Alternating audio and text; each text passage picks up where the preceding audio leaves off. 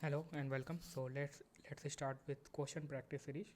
So what we are going to do today is we will look few questions based on the linear regression. So let's jump onto the question. So question number 1: which of the following offsets do we use in linear regression's least squared line fit? Assume the horizontal axis is independent variable, that is feature, and the vertical variable is the dependent variable, that is y. So we have given two kinds of offsets, right? This one is the perpendicular offset and this one is the vertical offsets.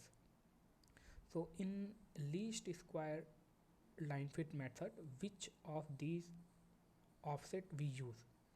So if you have already gone through the theories, there what we look at the error, and that error is your difference between your actual value of your output for particular value of x and your predicted value, right? So this is the difference we look, right? And this difference is nothing but in least square line width, this difference is the vertical offset for this this one, right? So if you look at any value of x, this is your actual one and this is one is your uh, predicted one, and we look for this difference and we try to minimize this difference, right? So for question number 1, this vertical offset is the correct answer. Next, move to question number 2: which of the following is a valid cost function in regression setting and why? So we will have to look at the which one is the valid cost function, right? So if you look at this option A, and I hope you have already gone through the theory and you know what this m is there and what this x and y, this y and what is the subscript I. uh, so let me just tell you what are those things. So this m is the number of training examples, and this x of I denotes the ith input or ith feature of a given training example, and this yi is the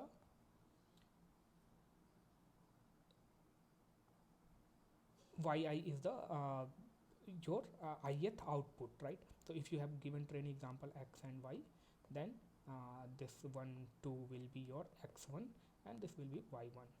And and what is this fw xi? This is your predicted value for the given value of x, right? So what we are taking is the difference and we are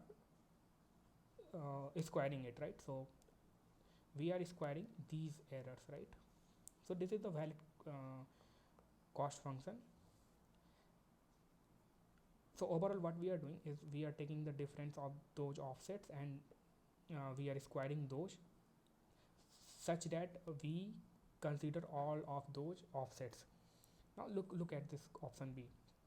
Option B, we do not have this square, and what we are taking is the difference between predicted value and the actual value. In this case we have the problem.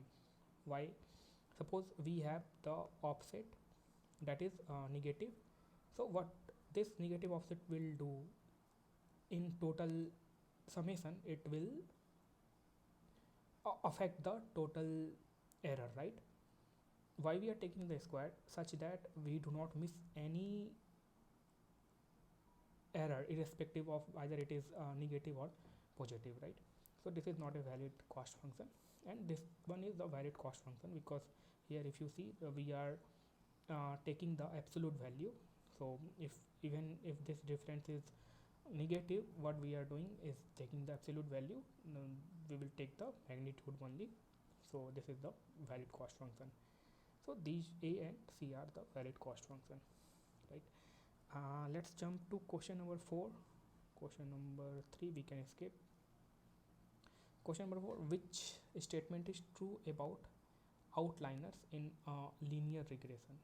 So first of all you will have to understand that what is outliner. So if you have given the data set, so this kind of data set may be so for this kind of data set, here you have one data that you can tell that this is outliner. So in linear regression, linear regression is sensitive to outliner. Linear regression is not sensitive to outliners. Can't say none of these. So linear regression, this data point will affect the slope, right? So in linear regression, what we do, we ultimately find the gradient, right? So this outliner will going to affect those slope or gradient. So linear regression is sensitive to outliner. The correct answer for this is A. Now look at this question number 5. What can you say about the relationship between cost function and the number of iteration in the graph above? So okay, so it has the two B.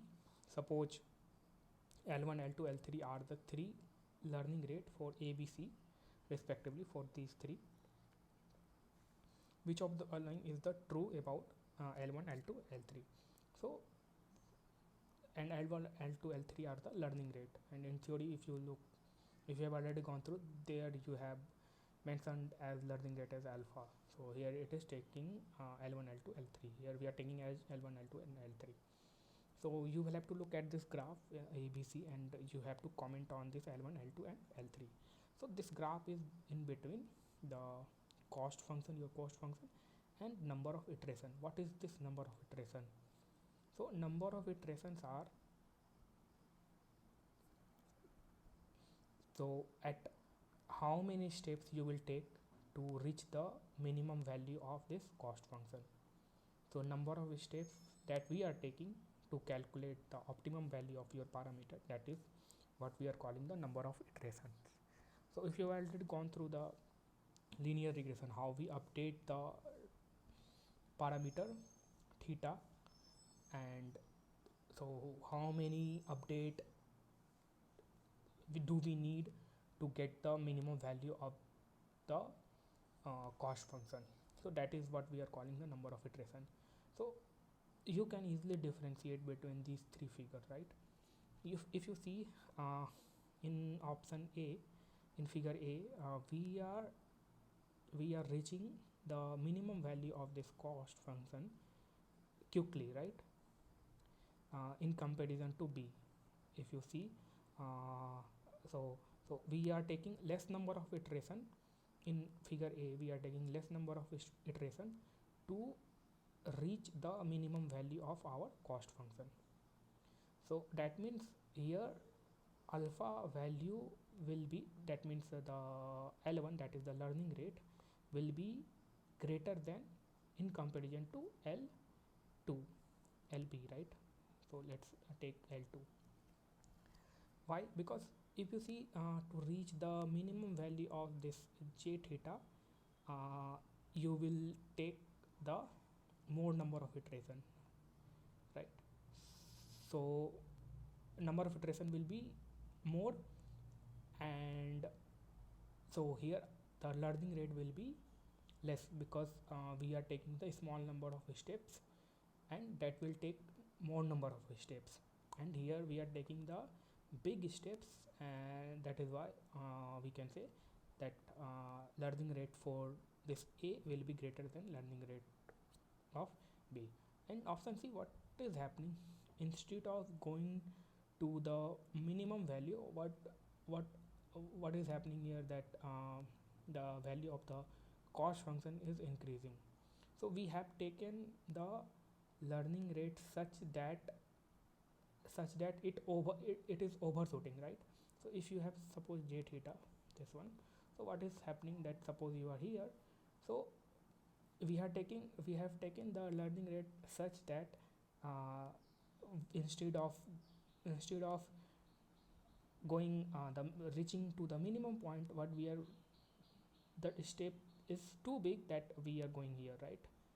So and so that is why, so we will not going to reach at this minimum position, maybe that will overshoot.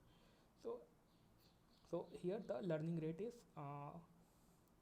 the learning rate is too high in comparison to A and B, so that L3 is greater than all of these A and B, right?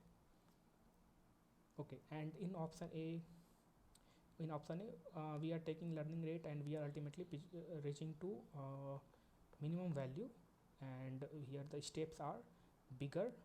Here the steps are bigger in comparison to step B. Here in option B, ultimately we are reaching to the minimum value of j theta, but here steps are smaller and number of iteration is more, and here number of iteration is less. Okay, so according to that we have this, and according to that we will have the correct answer for this is A. Right, let's jump to question number 6. Consider the following data where one input x and one output y is given. What would be the cost for this data if you run linear regression model of the form y is equals to w1 x1 plus b. So these are the feature, right? So if you look at these data points, right, these are your data points, and all of these are in a same line, right? So ultimately what you are going to do is you are going to fit the line, right? So even if you fit the line, what will happen that all the data point will be on your hypothesis function itself, so there will be no error, right? So what would be the cost for this data if you run the with the cost? So we will have no cost here, right? Because the offset the difference between your hypothesis function and the actual data will be 0, so is equal to 0. The correct answer for this is 0. Okay, save a number question we will do next time. Question number 8. Normal equation are very slow when we have big X. So if you know about this normal equation, that we have different way of getting the parameter, getting the value of the parameter. So we have different approach in terms of matrix. What we do, we use the normal equation and we ultimately find the value of our parameter, and that is equal to suppose you have this x vector, and this x vector is this x matrix is your feature matrix, right? So how you are going to get this parameter theta is x transpose x inverse x transpose y, right? So normal equations are very slow when we have the big X. So big X here, it big X means that we have the lot of features, and so dimension of overall we can say that the size of this matrix X is big. That means number of feature, and you have lot of training example. So n value is big. So the to calculate this inverse operation will be costly, and that time we will have this we will have ultimately the slow, because this inverse operation is costly, right? If the size of this x is big. And question, so very slow, so this is the true statement, and however technically they should work all time. So on this line I cannot comment. Let's look at question number 9. What happens in gradient descent when alpha is less than 0? So how we update our parameter in gradient descent? So we have the theta new is equals to theta old minus alpha times of y of I minus y hat, that is the predicted one, into x of I, right? So if this alpha is negative, then it will become positive. So now this will be called not the gradient descent but the gradient ascent. So what happens in gradient descent is alpha is less than 0, so it will be gradient ascent. Can we, question number 10, can we model non-linear relationship with linear regression? So non-linear relationship with linear, yes, it is possible by transforming the feature vector. And question number 11 is all about the you will have to just read the question and you will have to find that it falls under classification or regression problem, that you can look and read out and you can comment it, that these problems statements are of the classification problem or the regression problem. Okay, that is all in this lecture. We will cover more question. Thank you.